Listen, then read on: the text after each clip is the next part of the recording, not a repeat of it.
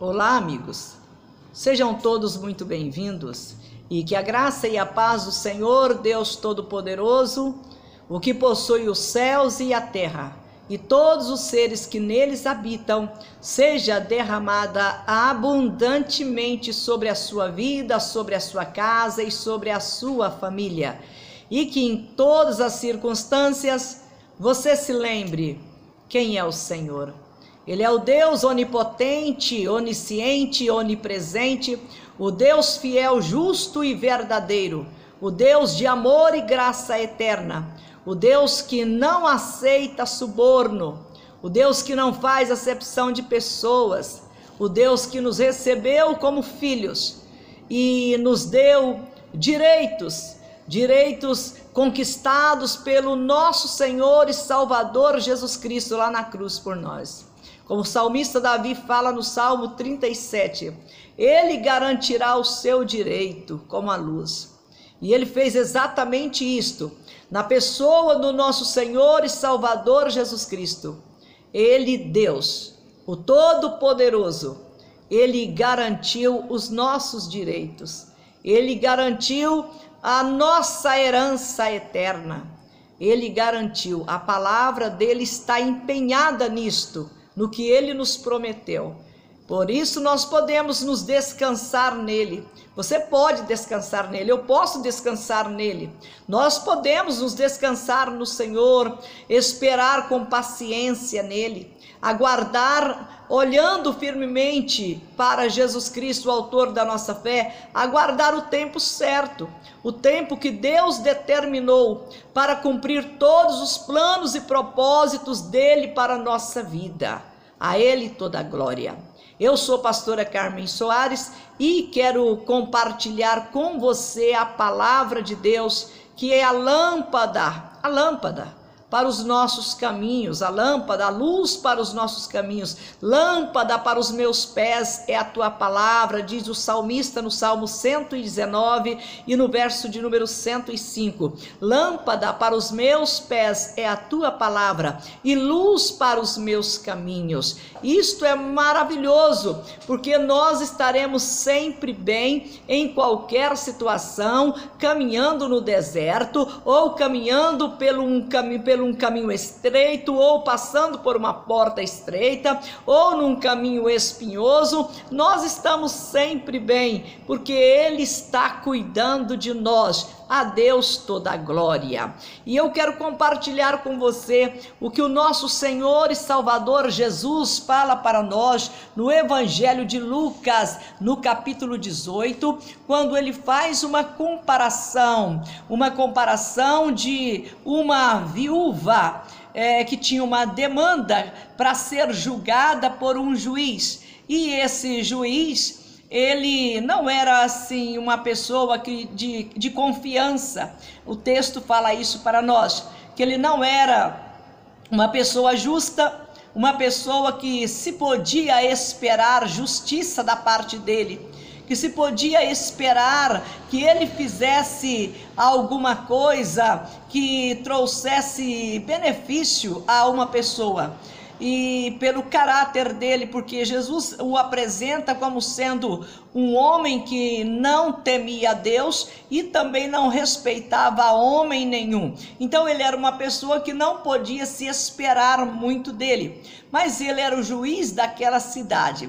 Então o Senhor Jesus, ele diz, ele usa esse texto, essas figuras, a figura desse juiz iníquo e a figura de uma viúva que tinha uma causa para ser resolvida. Ele usa essas figuras, esta situação, para nos exortar, nos orientar a praticar a oração, a viver uma vida de oração, porque orar não é uma coisa agradável, mas orar é necessário. É tão necessário orar que o próprio Senhor Jesus Cristo falou para nós que nós devemos orar sempre sem esmorecer. Lembra também das palavras do apóstolo Paulo? Orai sem cessar. Oração é um diálogo com Deus, é conversar com Deus. Como disse Billy Graham, um dos grandes nomes usado por Deus para alcançar multidões na face da terra.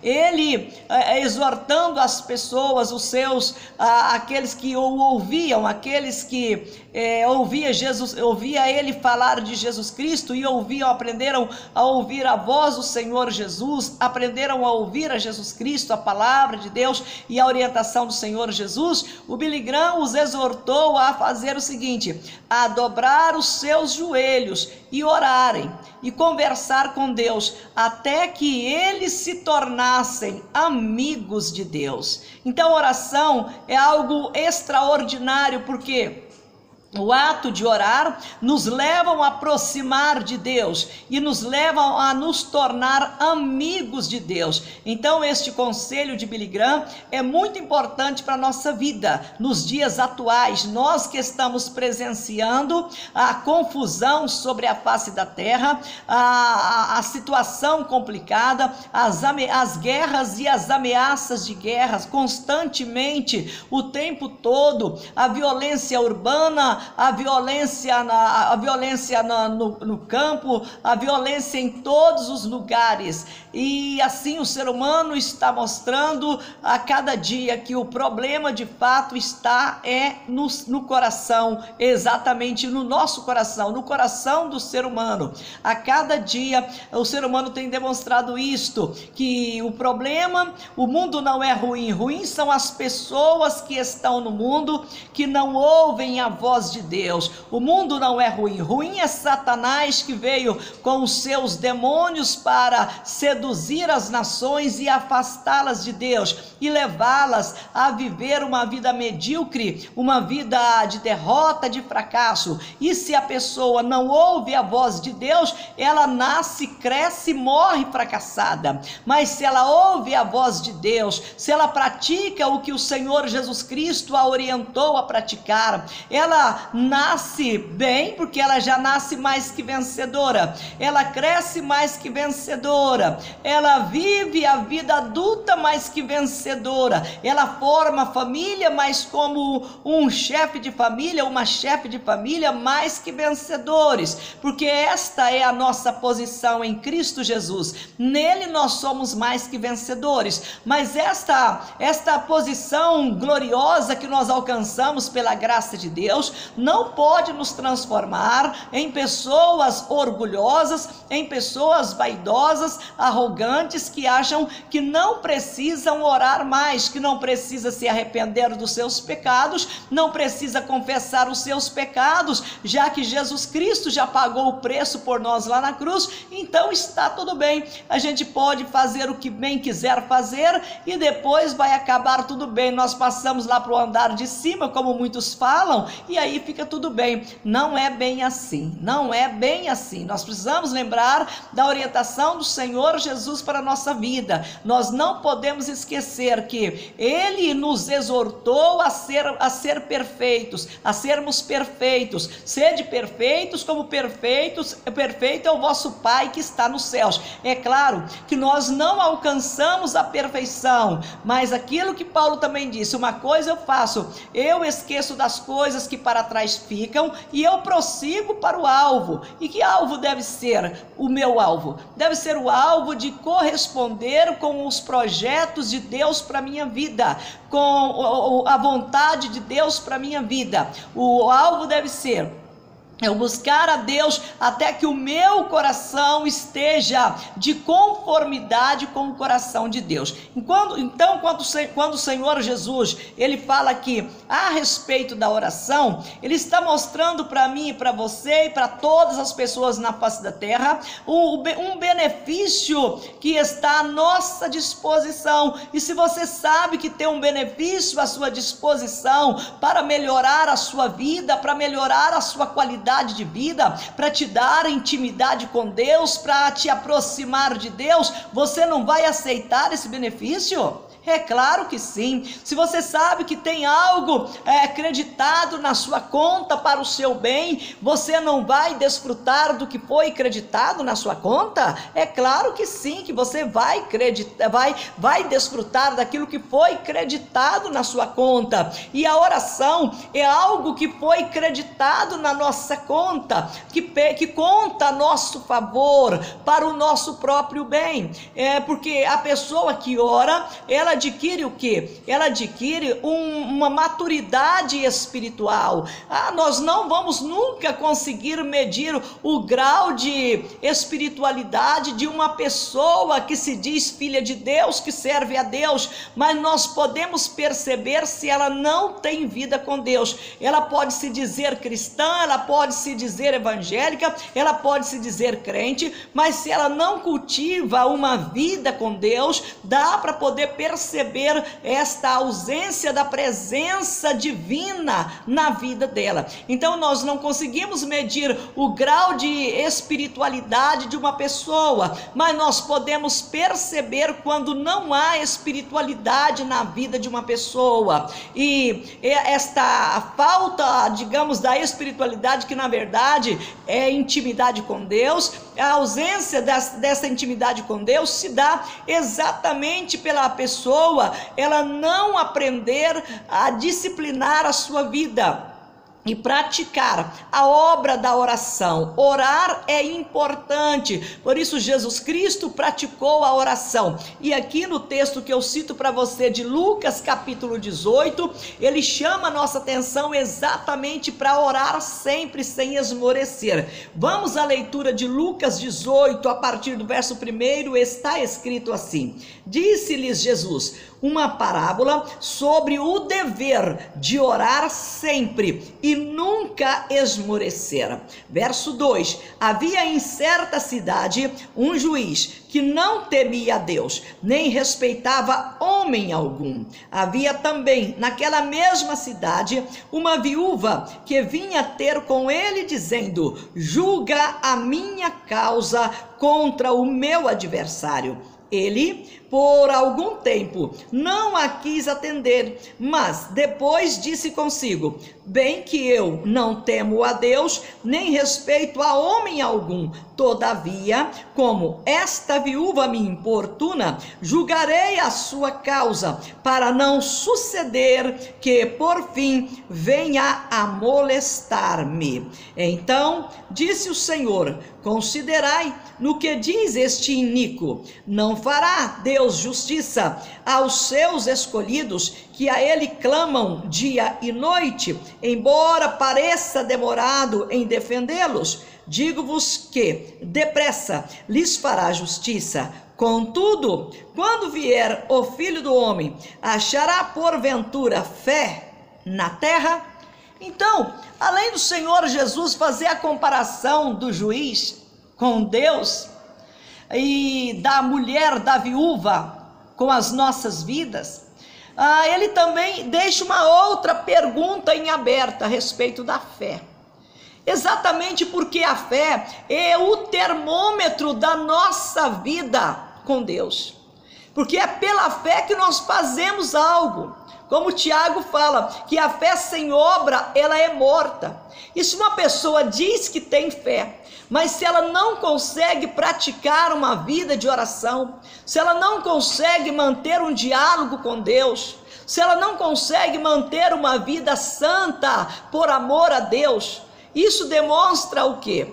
Demonstra que de fato a fé desta pessoa não está sendo demonstrada pelas suas ações, porque os atos eles fazem o quê? Eles demonstram fatos, os atos nossos, eles acabam o quê? Sendo concluídos em fatos, transformados em fatos, e contra fatos nós bem sabemos que não existe argumentos. Então o meu ato de oração, ele vai trazer resultado para a minha vida, resultado que de fato vai mostrar que eu tenho vida com Deus. Então quando nosso Senhor Jesus Cristo, ele fala sobre isto aqui, esta parábola do juiz iníquo e da viúva, Ele está mostrando para nós a importância, exortando-nos a orar sempre, nunca esmorecer. Aí ele pega o quê? Pega essas duas figuras.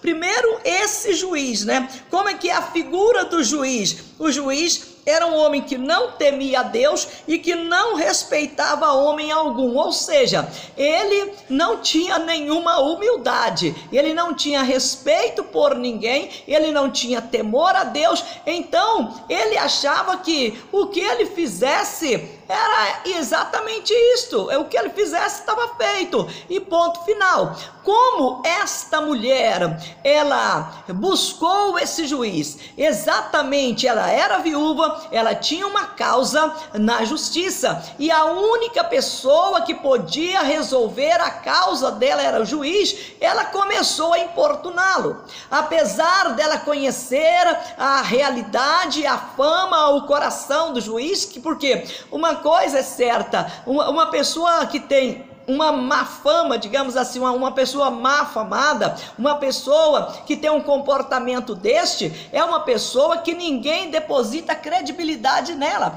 ou as pessoas não querem lidar com ela, só lida mesmo no último caso. E nessa questão aqui nós podemos ver que o juiz era a última instância, ele era o último caso que esta viúva tinha para recorrer, era a última instância que ela tinha para recorrer, mas ela sabia que a situação não seria fácil, ela conseguir que este juiz iníquo, este juiz de coração endurecido, ela sabia que não seria fácil ela mover o coração deste homem em favor da situação que ela estava vivendo. E aí, o que ela faz? Ela insiste, ela persiste em procurar o juiz. No verso 3 eu repito para você: havia também naquela mesma cidade uma viúva que vinha ter com ele dizendo: julga a minha causa contra o meu adversário. Ele por algum tempo não a quis atender, mas depois disse consigo: bem que eu não temo a Deus, nem respeito a homem algum. Todavia, como esta viúva me importuna, julgarei a sua causa, para não suceder que por fim venha molestar-me. Então, na verdade, ele não estava preocupado com a viúva. Ele não estava preocupado com o problema, ele estava insensível em relação à dificuldade da mulher, da viúva. E ele no seu egocentrismo, ele resolveu julgar a causa exatamente pensando nele mesmo. Porque aquela mulher estava importunando, e se ele não a atendesse, por fim, ela iria fazer o quê? Ela iria molestá-lo, ela ia praticar o mal contra ele. Ela ia fazer algo mais grave contra ele, exatamente por ser ele a única pessoa que ela tinha diante de si para resolver o seu problema. A viúva via o juiz como fosse o único que podia solucionar o seu problema. Ela olhava para aquele juiz como sendo ele a solução para a aflição que ela possuía na sua vida, para a dificuldade que atormentava a alma dela. Ela não podia esperar em outra pessoa, não havia outro naquele lugar que podia resolver o problema dela. Então, a maneira como ela via o juiz, a maneira como ela olhava para aquele juiz, a maneira que ela via aquele homem naquele cargo, levou a ser o quê? Perseverante. Mesmo sabendo quem ele era e como ele tratava as questões, e como ele tratava as pessoas, e como ele se comportava, ela não desistiu, ela perseverou por quê? Ela perseverou em ir atrás daquele homem, insistindo com ele: julga a minha causa, resolve o meu problema, julga a minha questão, me defenda contra o meu inimigo. Ela insistia com ele, mesmo sabendo da insensibilidade do coração daquele homem, mas ela via aquele juiz como sendo o único que podia resolver o seu problema. Então era por isso que ela o importunava o tempo todo. E ele então, vendo isto, que ela não daria sossego para ele, enquanto ele não julgasse a causa dela, o que que ele decide? Ele decide: ainda que eu não temo a Deus, nem respeito a homem algum, mas porque esta viúva está me importunando, eu julgarei a causa dela, para que por fim ela não venha me molestar-me, ou seja, ela não venha praticar nenhum mal contra mim. E assim ela conseguiu fazer com que aquele homem atendesse a ela e julgasse a sua causa e desse a solução para o problema que ela estava enfrentando. Então o que que eu posso ver, aprender com isto aqui? Primeira coisa, você tem que ter foco, eu tenho que ter foco na vida. Eu preciso saber onde eu quero chegar, o que eu quero para a minha vida. Primeiro eu preciso compreender para que eu nasci. Eu nasci para a glória de Deus, nós nascemos para a glória de Deus, nós nascemos para os propósitos divinos, para que Deus seja glorificado na nossa vida. E a figura que aparece aqui do juiz, ele é um homem sem amor, sem compaixão, sem misericórdia, e o que levou a agir em prol daquela mulher foi exatamente a preocupação dele de não ser importunado por ela e de não ser molestado por ela. Por isso ele julgou a causa da mulher, para poder se livrar dela, para ficar livre daquele problema, porque ele via a mulher como sendo um problema futuro. Se ele não a atendesse, aquilo acabaria sendo um transtorno na vida dele. Por isso ele decide julgar a causa da mulher. Ele não tinha afeto, ele não tinha amor, ele não tinha carinho,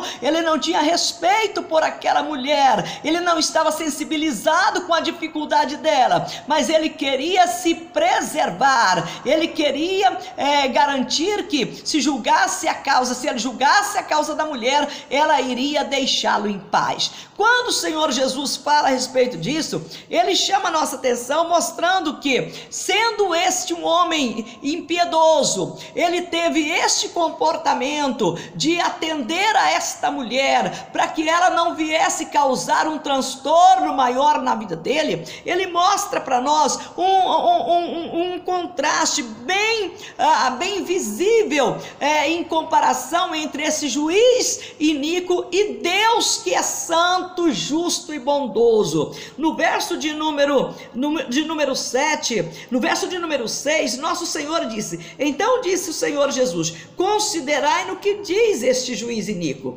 Não fará Deus justiça aos seus escolhidos, que a ele clamam de dia e de noite, embora pareça demorado em defendê-los? Então ele está mostrando para nós que é uma maneira como você vê Deus, é uma maneira como esta mulher via o juiz, é a maneira como ela via aquele homem como sendo o único que tinha a solução para o problema dela, é que a levou na sua insistência de procurá-lo, de importuná-lo, para que ele resolvesse a sua causa. Então eu preciso lembrar de uma coisa: Jesus está mostrando que Deus é bom, que ele é bom. Se o juiz iníquo, ele julgou a causa da mulher, quanto mais Deus, que é bom. Olha, volto a repetir para você: não fará Deus justiça aos seus escolhidos, que a ele clama de dia e de noite?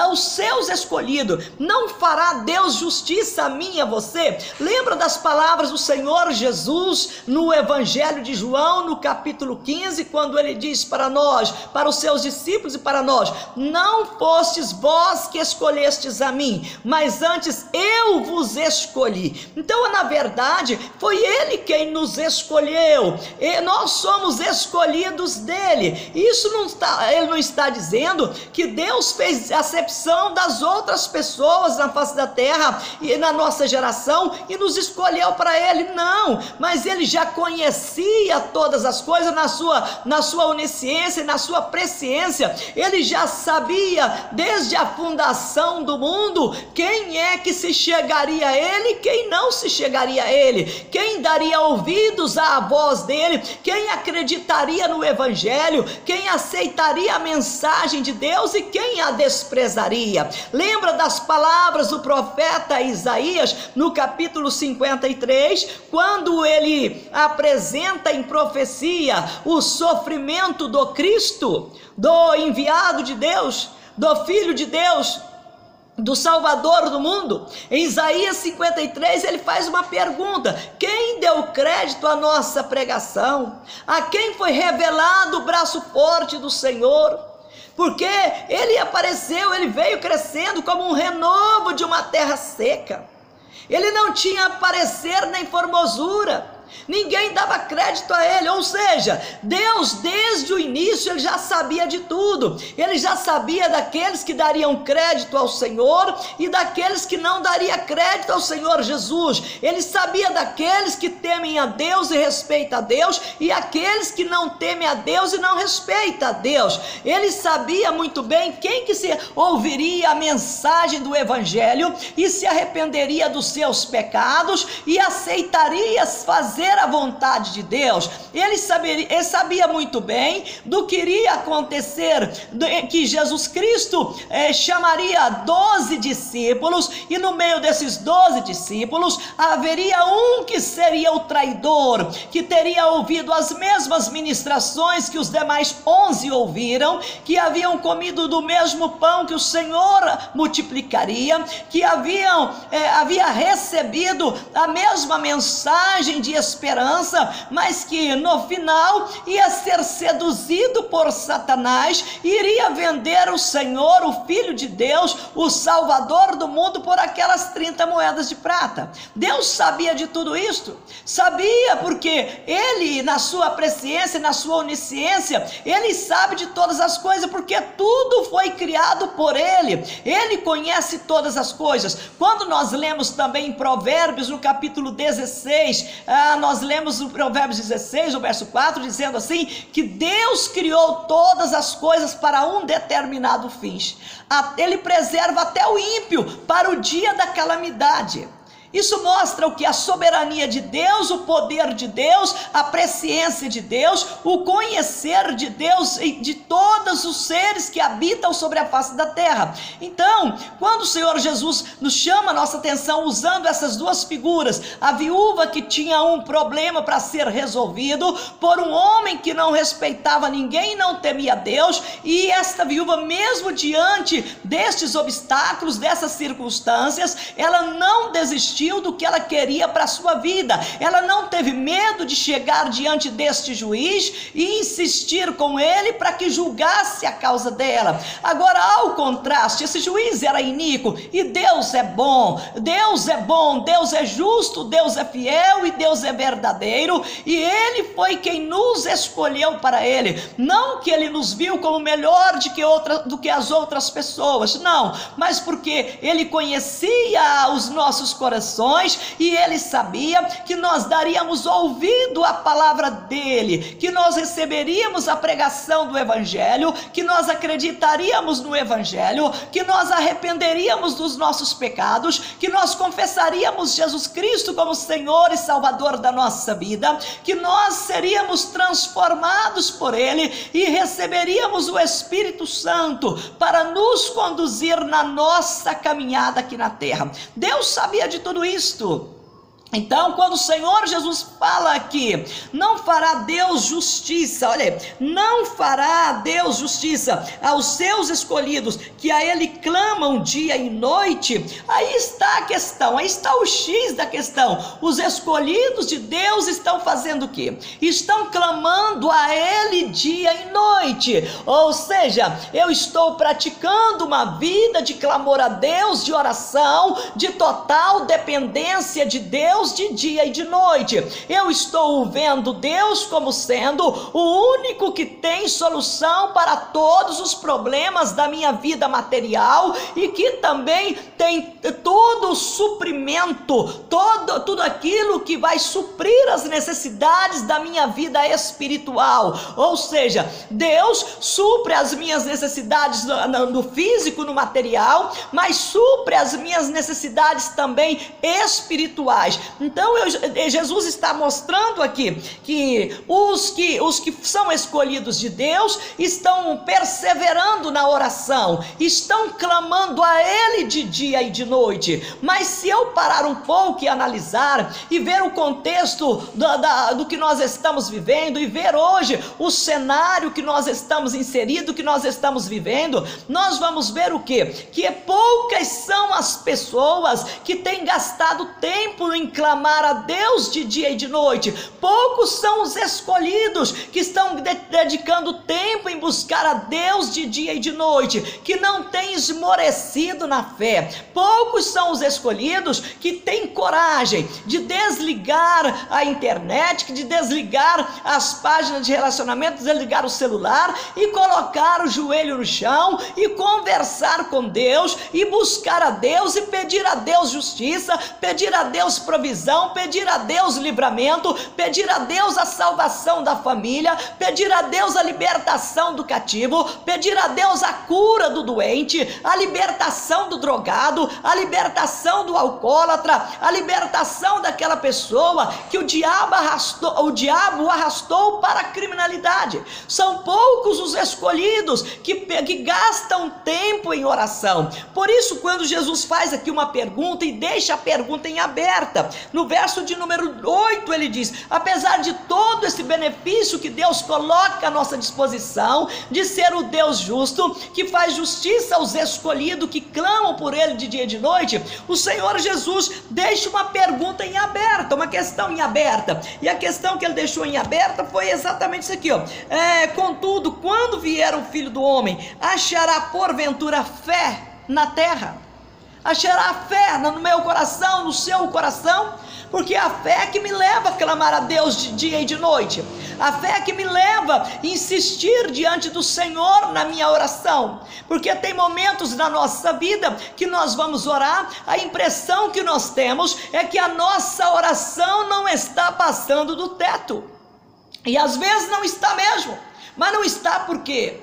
Porque nós estamos numa batalha espiritual e Satanás, que é o nosso adversário, ele veio fazer o quê? Ele veio se impor, se opor, colocando barreira para ver se a nossa oração não chega até Deus, mas chega até Deus. Quando você lê no capítulo 12 do livro de Daniel, você vai ver que o Daniel tinha uma preocupação na sua vida. Enquanto os filhos de Judá choravam junto ao rio lá da Babilônia, com saudade das terras de Judá, com saudade de Jerusalém, porque eles estavam escravos na Babilônia, o que Daniel fazia? O Daniel ocupava a sua vida em orar a Deus, em clamar a Deus, e está registrado no livro de Daniel, que durante 3 vezes por dia, ele subia até o seu quarto, para clamar a Deus, para orar a Deus, e orar por quê? Porque ele havia lido e compreendido que os 70 anos do cativeiro de Judá na Babilônia já havia concluído, já havia completado, mas o povo ainda estava lá na escravidão. Deus ainda não havia liberado o povo, não havia livrado o povo do cativeiro, e Daniel queria saber por que isso estava acontecendo,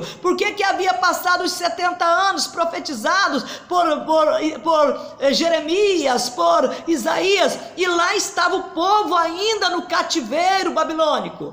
Então o que ele fez? Ao invés dele chorar junto com o povo às margens do rio da Babilônia, o que ele fazia? Ele fazia oração, ele orava a Deus, ele confessava os seus pecados, o pecado do povo de Judá, do povo de Deus, e 3 vezes no dia ele subia até o seu quarto para poder orar. Nós sabemos também que este ato de fé, de perseverança de Daniel, levantou também a ira de Satanás contra ele, incentivando aqueles homens iníquos a criar uma lei que o condenasse a ser lançado dentro de quê? Dentro exatamente no local que todo mundo temia, o castigo que todo mundo temia lá na Babilônia. Qual que era o castigo que eles temiam na Babilônia? De serem lançados dentro da cova dos leões, de ser lançado na fornalha de fogo ardente ou coisa coisa desse tipo. Então o Daniel sabia do risco que ele estava correndo, que ele ia ser jogado lá dentro da cova dos leões, mas isto não o fez parar de orar, não o fez parar de clamar. E ele clamou e Deus deu resposta. Ele foi parar na cova dos leões, foi, mas Deus livrou-o de ser devorado pelos leões, exatamente porque ele havia aprendido a clamar a Deus de dia e de noite. E Deus fez justiça a ele. Deus fez justiça a Daniel, que clamava a ele de dia e de noite. Aí, passado o tempo, depois desses episódios, quando Daniel decidiu a pedir a Deus uma resposta: Senhor, por que nós ainda estamos aqui no cativeiro? Por que a situação ainda está assim? Aí veio a resposta. Qual a resposta que veio? Deus mandou o anjo trazer a resposta para Daniel.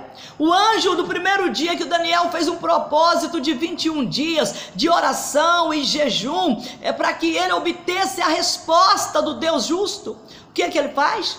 Ele clama a Deus e Deus responde. E Deus manda o anjo vir trazer a resposta para Daniel. Mas Satanás, o adversário, o inimigo, ele fez o quê? Ele enviou um demônio, um espírito maligno que atende pelo nome de príncipe da Pérsia, para se colocar nas regiões celestiais, acima do local que o Daniel estava, exatamente para impedir que ele obtivesse a resposta de Deus. Aí o que Daniel faz? Ele continuou orando, ele continuou clamando a Deus. Deus já havia dado a resposta, mandado o anjo trazer a resposta, mas a resposta não chegava até ele.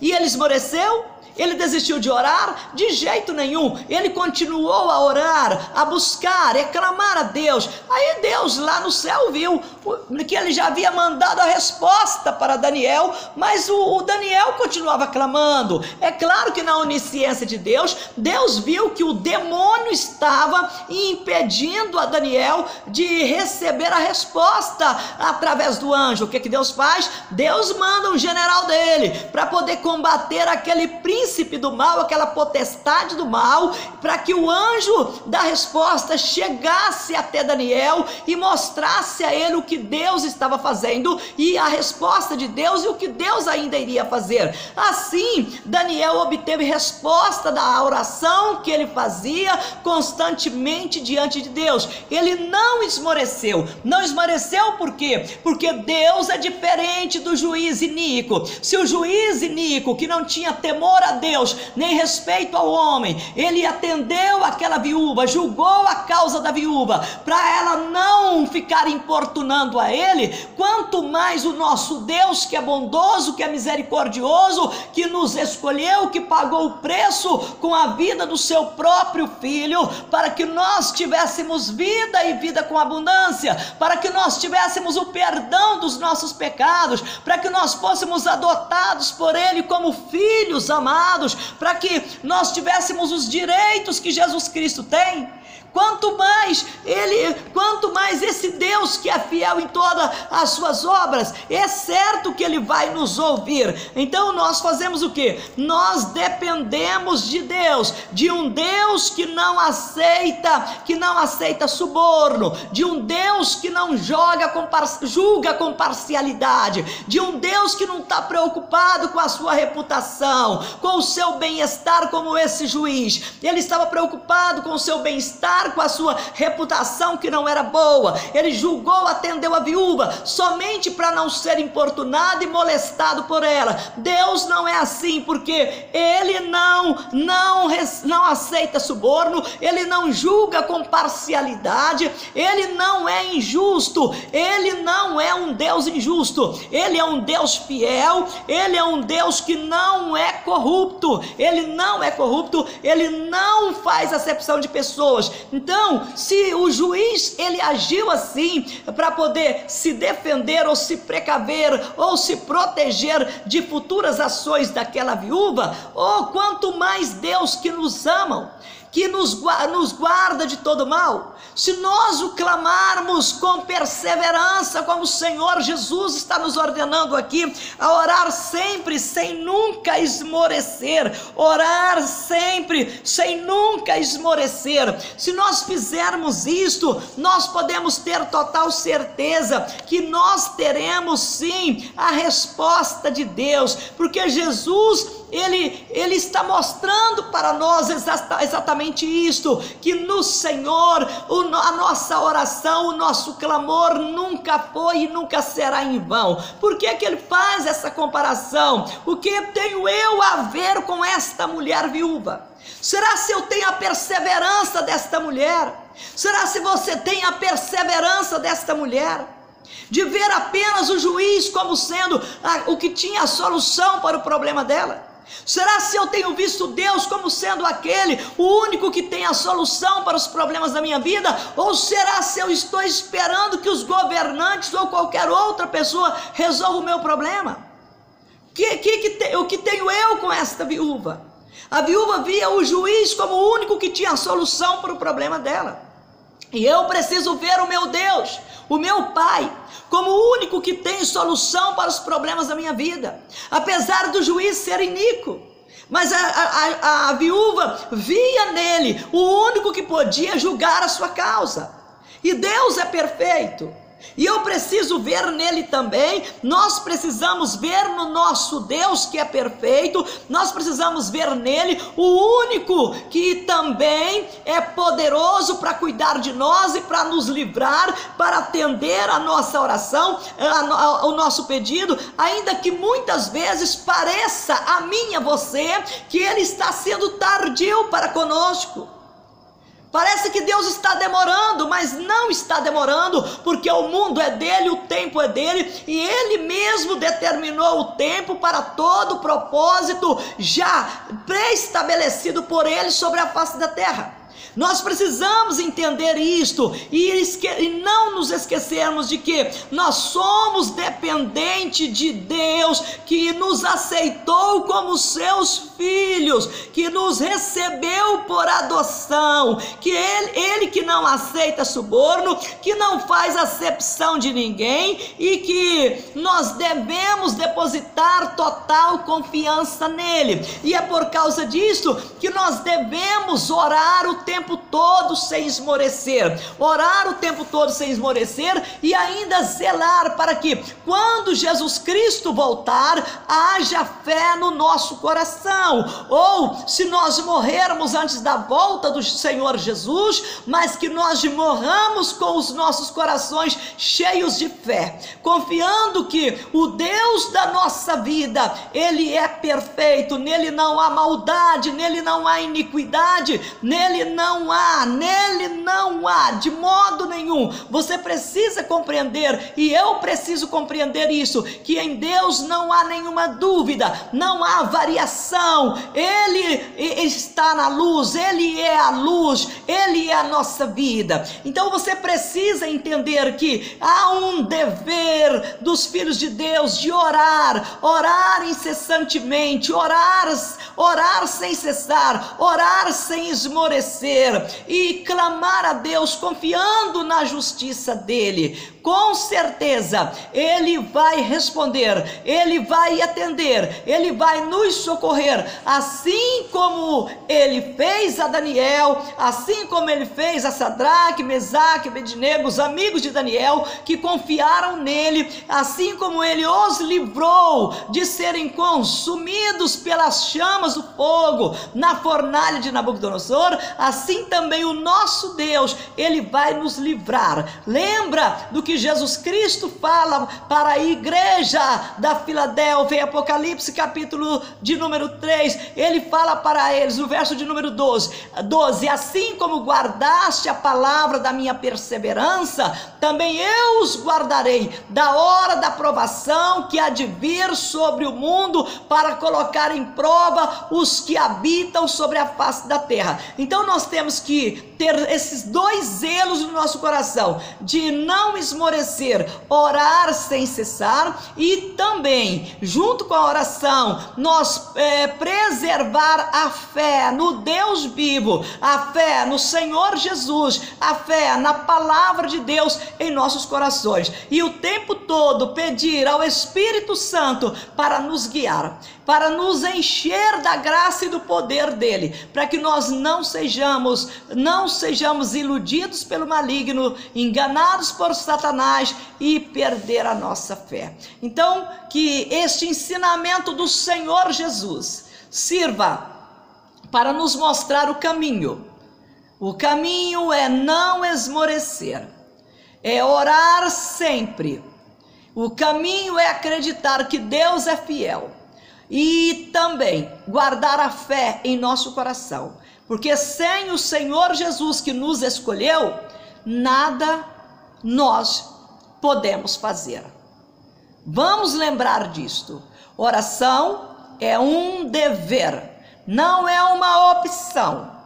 E não é algo também que você vai terceirizar, passar para outra pessoa. Ó, vocês ora para mim, ó, você ora por mim, tá indo para a igreja? Ora por lá, vai lá, você vai na igreja? Então ora lá por mim. Isso é como se nós estivéssemos terceirizando a nossa responsabilidade de oração para outras pessoas. É claro que nós podemos pedir às pessoas para orar por nós, e as pessoas também nos pedem para orar por eles, mas a obrigação é minha, é sua. Então não terceiriza essa responsabilidade de orar, de clamar a Deus, de pedir ao Senhor para que Ele entre com providência na sua vida. Não transfira essa responsabilidade para o seu pastor, a sua pastora, para o seu irmão, a sua irmã de fé, ou para outra pessoa. Essa responsabilidade é sua, é minha, é dos salvos, é daqueles cujos nomes estão escritos no livro da vida. Há o dever de orar o tempo todo, orar sem cessar, nunca esmorecer e conservar a fé em nosso coração, porque sem fé é impossível agradar a Deus.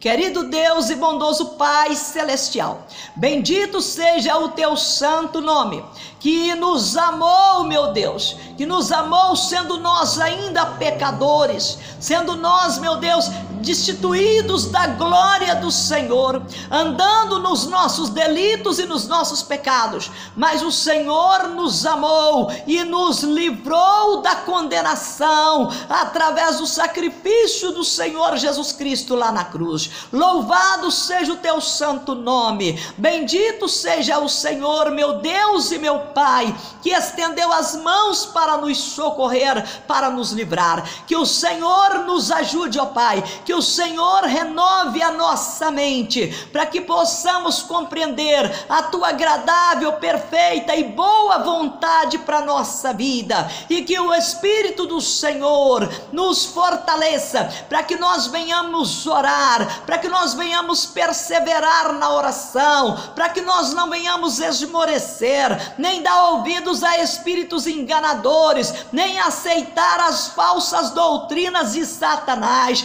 nem afastar o nosso coração do Senhor, nem deixar a fé morrer em nossa alma, em nosso coração, mas que nós tenhamos, meu Deus, total confiança, e venhamos ser ousados, e venhamos ser corajosos, chegar diante de ti com ousadia, chegar diante do teu trono, através do nosso Senhor Jesus, e tomar posse, meu Deus, dos benefícios que o teu Filho amado conquistou para nós com a sua morte lá na cruz. Por isso, meu Deus, toca na vida desta pessoa, se ela não tem tido força para orar, se ela não tem tido vontade de orar, se ela não tem tido ânimo para orar, ó meu Deus, restaura esta pessoa, restaura a fé neste coração, restaura, meu Deus, a alegria de servir ao Senhor. Restaura, meu Deus, a alegria da salvação, em nome do nosso Senhor Jesus, e que ela seja, meu Deus, um instrumento nas mãos do Senhor, que ela seja, meu Deus, como alguém que está na brecha, em favor de outras pessoas, clamando ao Senhor, de dia e de noite, buscando no Senhor a solução para os problemas, os da vida que ela está enfrentando na sua vida, e também para outras pessoas, para esta nação, para as nossas cidades, para as famílias do mundo, meu Deus, porque na verdade todos têm padecido. Nós te pedimos, ó Deus, restaura em nós, ó Pai, restaura em nós uma ousadia para orar, para buscar o Senhor, para interceder pelo nosso lar, para interceder pela nossa família, para interceder pela igreja, para interceder pelo perdido, para interceder pelos nossos amigos, para interceder pelos nossos inimigos, para interceder pelas nossas autoridades, para interceder por aqueles que estão famintos, por aqueles que estão desempregados, por aqueles que estão, meu Deus, se matando, porque não tem mais esperança na vida. Renova-nos, ó Pai, faz de nós coluna, meu Deus, coluna de sustentação para a humanidade, com a nossa vida de fé, com a nossa vida de oração. Ajuda-nos, ó Deus, e toma nas tuas mãos, meu Pai, as nossas aflições, as nossas dificuldades, os nossos problemas, os problemas dos nossos lares, das nossas famílias, e nos ajude. Julgue as nossas causas, meu Pai, e nos dê a vitória. Nós te pedimos em nome do Senhor Jesus. Repreende Satanás e os demônios e todo poder maldito e maligno. Destrua toda obra do mal. Livra-nos, ó Deus Todo-Poderoso, da boca dos leões, assim como o Senhor livrou Daniel. Que o Senhor também nos livre, meu Pai, e que o Senhor, o Deus vivo, o Deus justo, o Deus amoroso, o Deus Todo-Poderoso, seja glorificado na nossa vida de fé. Em nome do nosso Senhor Jesus, nós pedimos isso para a tua glória, para o teu louvor, para a glória do teu nome, para a glória do teu Filho Jesus Cristo. Nós te pedimos isto e nós te agradecemos em nome do Senhor Jesus. Amém. Muito bem.